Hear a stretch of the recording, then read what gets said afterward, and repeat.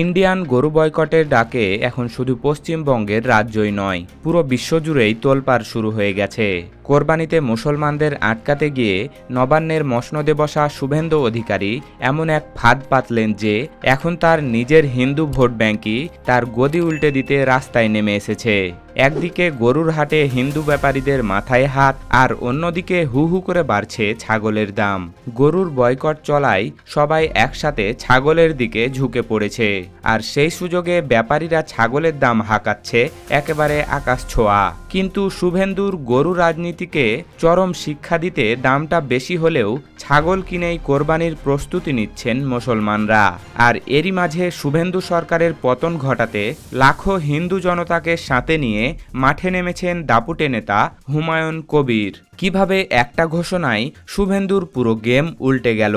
কেন অন্যের জন্য গর্ত খুঁড়তে গিয়ে শুভেন্দু সরকার নিজের পাতা ফাঁদে চরমভাবে ফেঁসে গেল? ক্ষমতার এই রুদ্ধশ্বাস দাবার খেলায় আসল বলির পাঠা কে? জানতে হলে আপনার চোখ কান খোলা রেখে শেষ পর্যন্ত আমাদের সাথেই থাকুন। কোরবানির ঠিক আগ মুহূর্তে রাজ্যের মুসলিম সমাজকে এক চরম বিপাকে ফেলতে এক অদ্ভুত এবং নজিরবিহীন নিয়ম চাপিয়ে দিয়েছিল প্রশাসন। নতুন নিয়মে বলা হলো কোরবানির পশুর বয়স অন্তত 14 বছর হতে হবে। শুধু তাই নয়, রীতিমতো মাথা খারাপ করা এক শর্ত জুড়ে দেওয়া হলো। পশুর ফিটনেস সার্টিফিকেটের পাশাপাশি গরুর বার্থ সার্টিফিকেট বা জন্ম সনদ দেখাতে হবে। একটু ঠান্ডা মাথায় ভেবে দেখুন, গরুর আবার জন্ম সনদ কোত্থেকে আসবে? এই আজগুবি আইনের কথা শুনে রাজ্যের সাধারণ মানুষ রীতিমতো আকাশ থেকে পড়েন। এখানেই শেষ নয়, রাস্তায় রাস্তায় গবাদি পশুর গাড়ি আটকে শুরু হয় পুলিশের তল্লাশি আর চরম হয়রানি। উদ্দেশ্য ছিল একটাই, যেন এই আইনি গেরুয়ায় পড়ে বিরক্ত ও আতঙ্কিত হয়ে মুসলমান সমাজ কোরবানির চিন্তাটাই একেবারে বাদ দিয়ে দেয়। মোদির ছোটদা হয়তো ভেবেছিল এমন প্যাচে ফেললে সবাই একদম কুল কিনারা না পেয়ে হাবুডুবু খাবে এবং প্রশাসনের কাছে এসে মাথা নত করবে। কিন্তু কে জানতো এই হাস্যকর নিয়ম তাদের নিজেদেরই ঘরে আগুন ধরিয়ে দেবে। তারা ভেবেছিল গ্রামের সাধারণ মানুষ এত কাগজপত্রের ঝামেলায় পড়ে হাল ছেড়ে দেবে, কিন্তু বাংলার মানুষ কি এত বোকা? মোটেও না। প্রশাসনের এই চোখ রাঙানির মুখে রীতিমতো দাঁত ভাঙা জবাব দিলেন কলকাতার ঐতিহ্যবাহী নাখোদা মসজিদের ইমাম মাওলানা মোহাম্মদ শফিক কাশেমি। তিনি এবার এমন এক মাস্টার স্ট্রোক দিলেন যাতে পুরো প্রশাসন আক্ষরিক অর্থেই টাসকি খেয়ে গেছে। ইমাম সাহেব সাফ সাফ জানিয়ে দিলেন, কোনো মুসলিম আর এই হয়রানি ও অপমানের মধ্য দিয়ে ইন্ডিয়ার গরু কিনবেন না। সবাই গরুর বিকল্প হিসেবে ছাগল বা ভেড়া দিয়ে আল্লাহর সন্তুষ্টির জন্য ধর্মীয় আত্মত্যাগ বা কোরবানি সম্পূর্ণ করুন। এই ঘোষণার পর পুরো রাজ্যের গরুর হাটগুলোতে নেমে এলো চরম ও শ্মশান নীরবতা। একদিকে হঠাৎ করে ছাগলের চাহিদা কয়েক গুণ বেড়ে যাওয়ায় ব্যাপারীরা দাম হাঁকাচ্ছে আকাশ ছোঁয়া। এখন মনে প্রশ্ন জাগতেই পারে, এত দাম দিয়ে মানুষ কেন ছাগল কিনছে?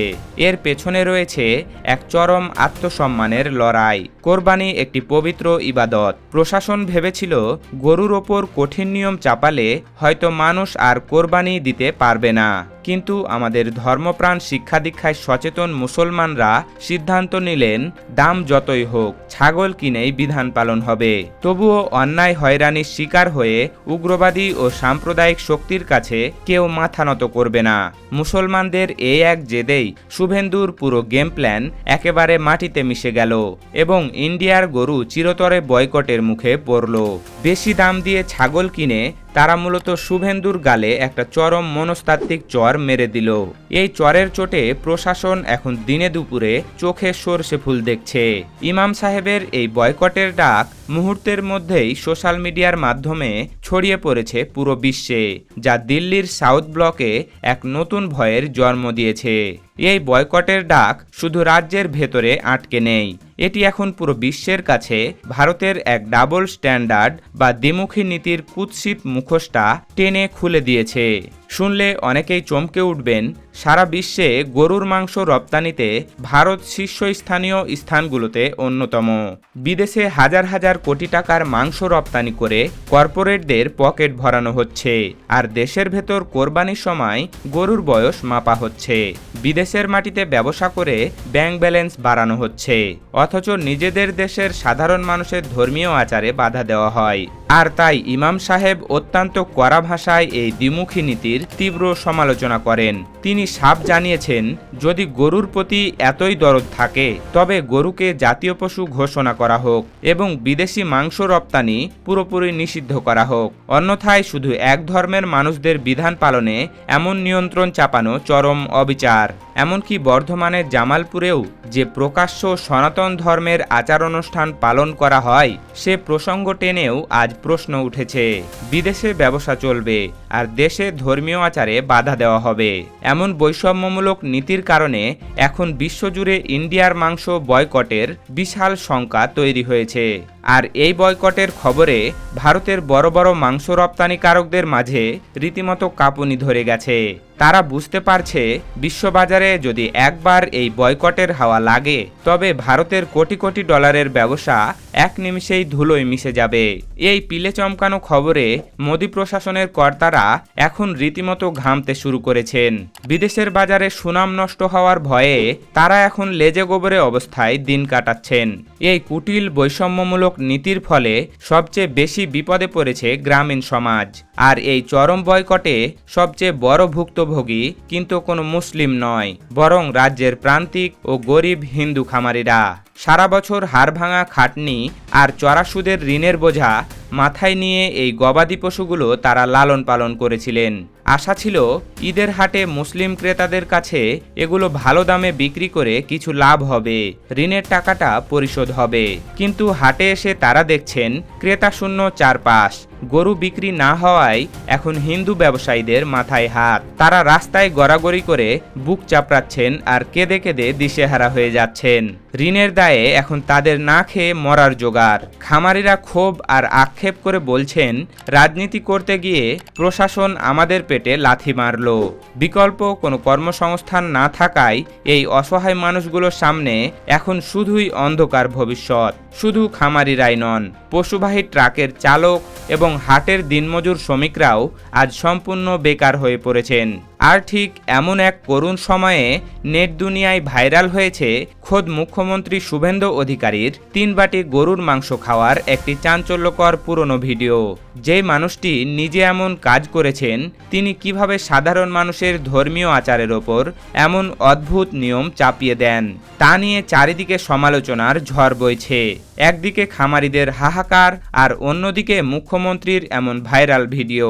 সব মিলিয়ে প্রশাসন এখন মুখ দেখানোর জায়গা পাচ্ছে না।